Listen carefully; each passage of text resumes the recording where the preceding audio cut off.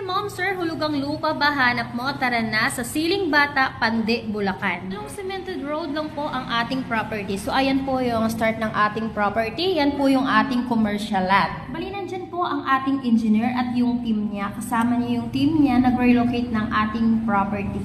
Yang nakikita nyo yan, ang nilalakaran ko is Barangay Road. So sa kaliwa niyan, yan po yung ating prime lot. So papasok po yan papuntang inner lot. Ang ating property ay malapit lang po sa National Road Highway. 5,000 reservation only, 1 week validity. And 30K down payment, contract signing na agad sa office. Enclosure naman ng ating property number 1, Macadam Roads, Frimuhon, free survey lot, approved land, and open drainage canal. All legal documents available naman po sa ating office. Pwede nyo pong i-check yung title niyan, and updated tax po tayo and clean title.